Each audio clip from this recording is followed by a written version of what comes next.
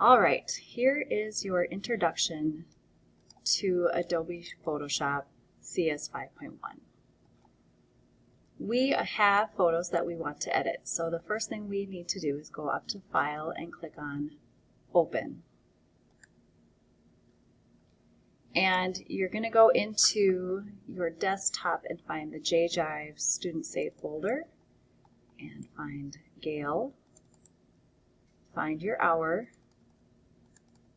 and you should have pictures in folders based on the units we're working on. Please stay organized with your files. Here are all the pictures I've taken for this unit.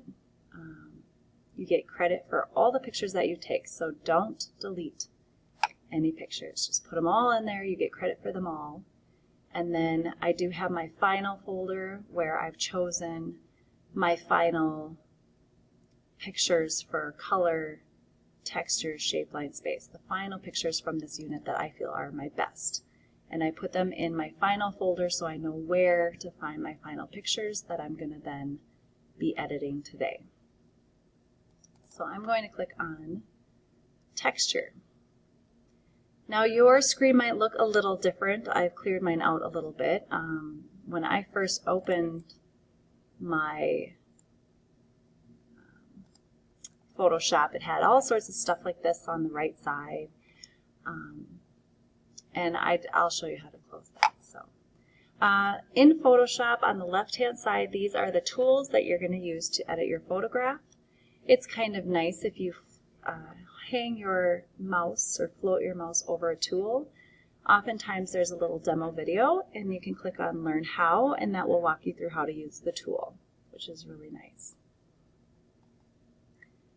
In the left-hand side, sometimes, like if I'm looking for the burn tool, it actually shares a space with the dodge tool. So I have to right-click, and there I can find the dodge and the burn and the sponge tool. So they share spots with one another.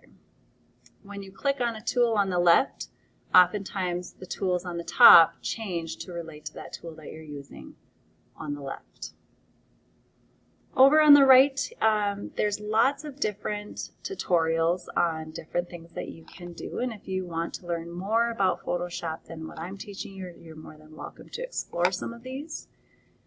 There's a lot of really good resources here for you. I like to have a clean workspace, so I take my mouse right over the little lines on the right-hand side, and I just close what I don't need. So I'm just going to close those out. What I do need, if I go up to Window, I want to have my history open. I want to have my navigator open. Those are the two that we primarily use. The navigator allows you to zoom in and out on a picture, so especially when we are editing people, if we want to edit their skin, take away blemishes, whiten teeth, we use the navigator. And then the history will record all the steps that we do, so you can see how the photograph has changed from beginning to end. The 3 steps that you should always do in a photograph whenever you start to edit, the first you should do is crop and check your composition. When we use the cropping tool, you can see this is the rule of thirds grid. And so I want to place some of my key subjects in the rule of thirds across some of those points. Now I don't know why that goes away when I take my mouse off, but you can see I have that rock that's closest to us on the 2 points over here. I've also gotten rid of some of that blue sky in the background, kind of getting rid of some of the background distractions. When I decide I like the composition, I'll hit Enter, and that will keep anything that is inside the box.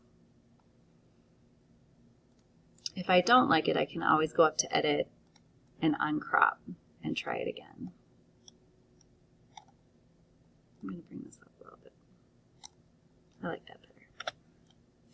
The next step you want to do, if you go up to Image, you always want to auto contrast. Sometimes it makes a really big difference and sometimes it doesn't. For this picture, it just brightens it a little bit, which is nice. And then the last step, if you go up to image adjustments, you should always bump up the saturation by 5%, just tiny little saturation. You do not want to oversaturate or undersaturate. We'll get into black and white later. Your pictures always should look the best that they can, but not over edited. So you can play a little bit with some of these, but in the end, just bump up your saturation by 5 and press OK. When you're done, go up to File, click Save As, and inside your final folder for that unit, at the front, if you click on the front of your title, you're going to type Edited.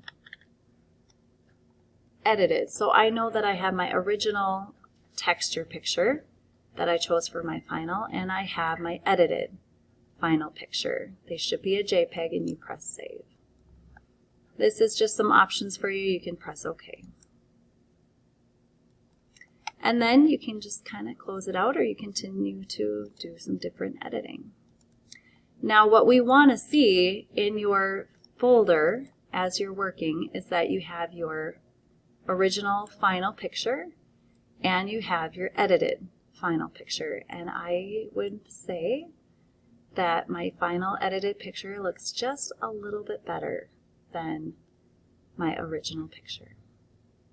So that is the basics of Photoshop and editing. Have fun!